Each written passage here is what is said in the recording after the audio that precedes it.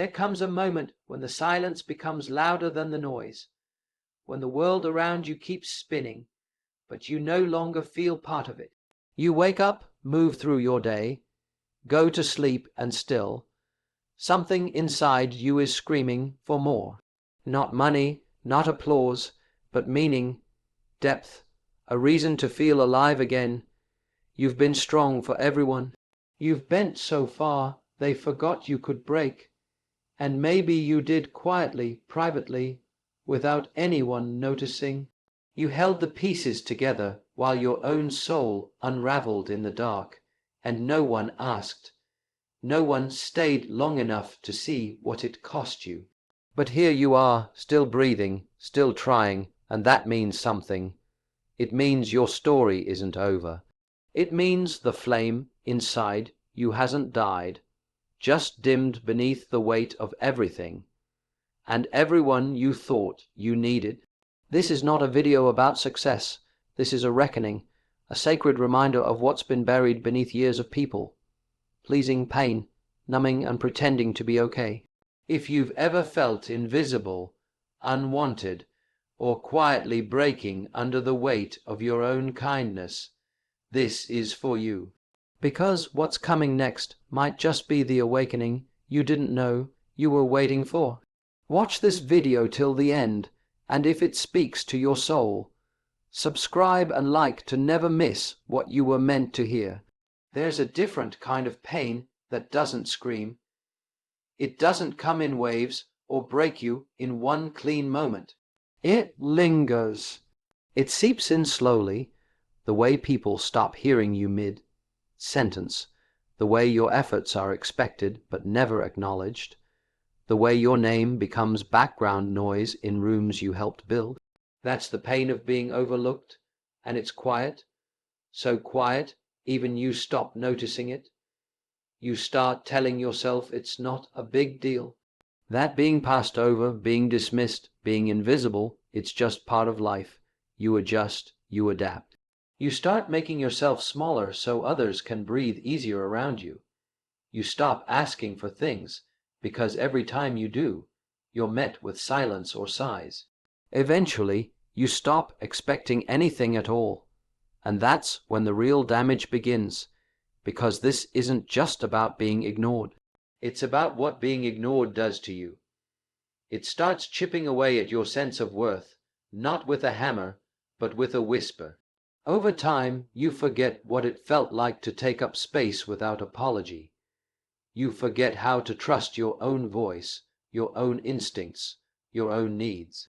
You begin to believe that being unacknowledged means being undeserving, and that lie becomes your truth.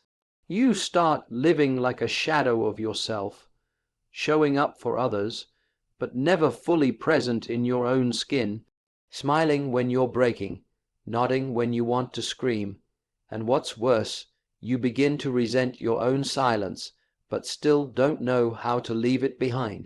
But here's the truth that cracks everything open. You were never meant to be background to your own life. You were never supposed to shrink so others could feel tall. You don't have to earn visibility by being quiet. You don't have to prove your worth by needing less. You matter, not because someone else sees you, but because you exist. Because you feel, because you breathe and break and rise anyway. Reclaiming yourself doesn't happen in one bold moment. It happens in the small, hard choices to speak even when your voice shakes, to ask even when you're afraid to be denied, to remind yourself daily that being overlooked isn't a reflection of your value. It's a reflection of who never learned to recognize it. You don't need their permission to be seen. You don't need their approval to exist fully. You only need the courage to remember that you were never invisible. You were only waiting to remember you were worth looking at. You didn't choose silence because it was easy. You chose it because it was safe. Somewhere along the way, you learned that being quiet made things smoother. Fewer arguments, less tension. If you just held your breath, made yourself small, and kept your needs buried, maybe, just maybe, you could avoid the hurt. So you stayed quiet, not because you didn't have something to say, but because saying it never seemed to change anything, except how heavy the consequences felt afterward. And over time, silence became your armor. It got you through moments when your voice was too costly. It kept peace in places that didn't feel peaceful. It allowed you to survive in homes, jobs, relationships where being loud or honest would have made you a target. Your silence was smart, necessary, strategic. It helped you navigate impossible spaces. But what once protected you is now slowly suffocating you. Because silence doesn't stop at the mouth. It spreads. It shuts down your intuition. It chokes your wants. It disconnects you from your own truth until even you don't know what you feel anymore. You stop asking yourself what you need because you've already trained yourself not to expect it. And the danger is, when silence becomes your default, you start mistaking numbness for peace. You start believing that being unseen is safer than being rejected. You begin to fear your own voice more than other people's disapproval. But there comes a point when survival isn't enough. You weren't built to just endure. You weren't meant to carry your truth like a hidden weapon, always ready to be swallowed before it can be heard.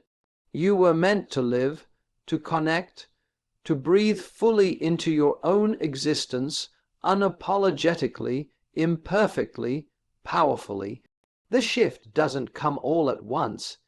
It comes in small moments of rebellion, when you speak up even though your hands shake, when you set a boundary even though it makes things awkward, when you let someone see your pain without immediately trying to make it comfortable.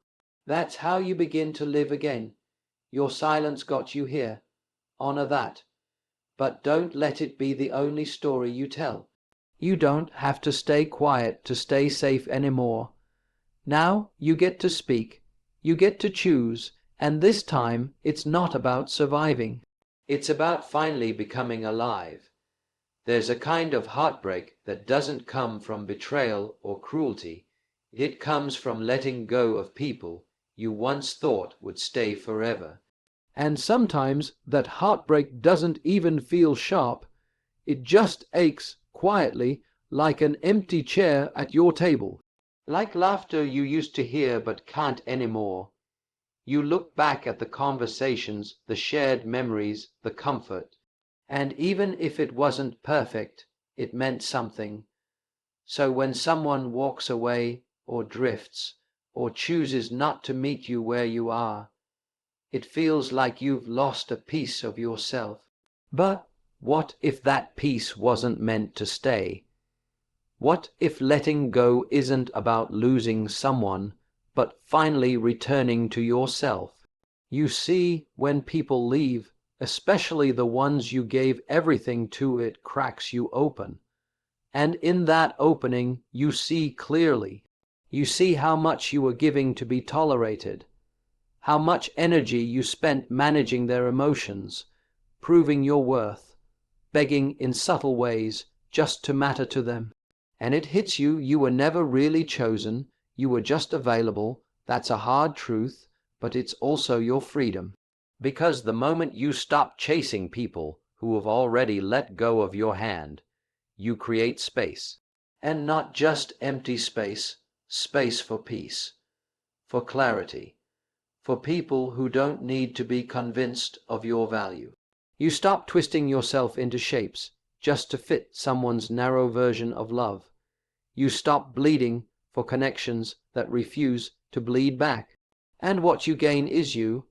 You gain mornings that don't start with anxiety, nights that don't end in emotional exhaustion. You gain the stillness to ask yourself what you want, not what will keep them happy, not what will make them stay, but what feels true to you. Letting them leave isn't weakness. It's sacred. It's a declaration that you're no longer living a life built around fear of abandonment, that you are finally choosing truth over attachment, peace over performance, and the life that waits for you on the other side of that release. It's not lonely, it's honest, it's yours. It's easy to love yourself when someone's watching, when they're clapping, when the compliments are coming in and the mirror agrees with you, when people say, "You're doing great," and you can nod with pride. But what happens when no one is watching, when the room is empty, the phone is silent, and there's no applause? Can you still love yourself then? Because that's the real test, not when you're surrounded by praise, but when you're wrapped in silence, when you look at your reflection and no one else is there to validate what you see. No likes, no messages, just you and the raw truth of how you feel about the person staring back. That's where most people struggle, because we've been conditioned to measure our worth by how visible we are to others, by how needed we are, by how well we fit into their version of success or beauty or goodness. So when that spotlight fades, even just a little, we panic. We start asking, "What am I without it?" But you are not the roles you play. You are not the praise you collect. And you are not the person they expect you to be. You are what remains when it all falls away. Self-love, real self-love, is forged in private. It's built when you show up for yourself in the quiet. When you take care of your body, your mind, your spirit, not because someone will notice, but because you're worth it, even if no one ever sees it. It's choosing to speak kindly to yourself in the mirror, even when your reflection makes you flinch. It's deciding to rest without guilt, to forgive yourself without conditions, to nourish your life without needing a witness. Because love doesn't become real when it's seen, it becomes real when it's felt. You don't need a crowd to be whole. You don't need a spotlight to be worthy.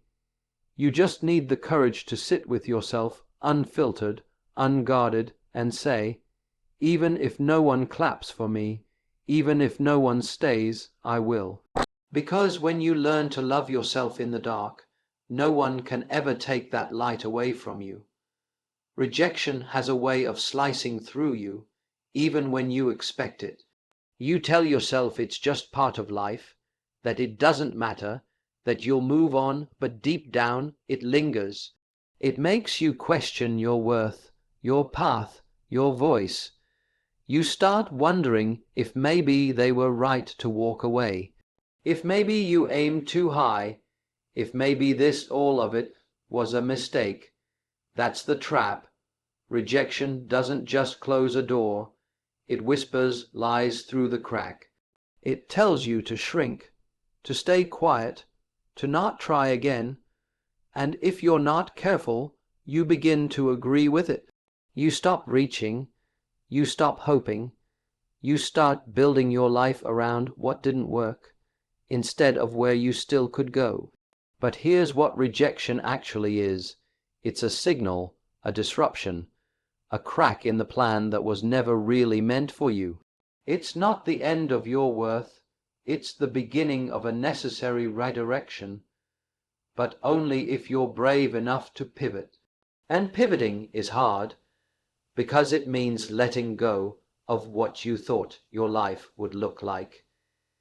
It means grieving the idea of who you were supposed to be by now. It means facing the fear that maybe this new path, the one you didn't ask for, will lead you deeper into the unknown. But the unknown isn't your enemy, it's your opening, the job that didn't call back, the person who ghosted, the door that slammed in your face. They're not curses. They're clarity. They're loud answers to prayers you may not remember whispering. Rejection shows you what's not aligned, what's too small, what's unworthy of your energy. If you can pause, breathe, and look again, you'll realize the hurt isn't the whole story. The pivot is. And that pivot, that decision to move, to change course, to not give up just because someone didn't choose you, that's where your life shifts. Not because everything suddenly gets easier, but because you finally stop chasing the wrong thing and start walking toward what was always yours. Rejection may sting, but settling will scar you. You weren't made to beg at closed doors. You were made to build new ones and walk through them. You've been told that power looks like dominance, like speaking first, interrupting often, being the biggest presence in the room. You've seen it dressed in volume, soaked in pride, thrown around like a weapon, and maybe for a while you believed it. Maybe you thought that to be strong you had to be louder, sharper, unshakable on the outside, even if you were breaking on the inside. But real power doesn't look like that. Real power isn't about being the loudest voice. It's about being the clearest one. It doesn't scream, it doesn't need to, because it's grounded, it's steady, it's rooted so deep in truth that no opinion, no rejection, no storm can shake it loose. True power isn't found in convincing others. It's found in not needing to, in knowing who you are not because someone clapped for you, but because you sat with yourself long enough to understand your own value, with no audience, no performance, no spotlight. That kind of power doesn't rush. It doesn't prove, it simply is. And when you live from that place, that quiet strength inside you, something begins to change. You stop reacting to everything. You stop needing to correct everyone's view of you. You stop exhausting yourself trying to be seen, understood, or liked. Because finally you see you, and that becomes enough. You become the calm in chaos, the steady hand, the unshaken ground others feel when they're falling apart. And not because you're pretending to be strong, but because you've been through enough, lost enough, rebuilt enough, that your strength is no longer up for negotiation. You don't need to raise your voice to claim space. You are the space. Let others chase attention. Let them need the noise. Your strength lives in the stillness, in the quiet confidence that says, I know who I am. I know what I carry. I don't need to prove it. That's power. Not the kind that rises fast and burns out louder than it began, but the kind that stays, the kind that lasts, the kind that can't be stolen because it was never built on the fragile approval of others. Power isn't loud. It's rooted, and it's already inside you.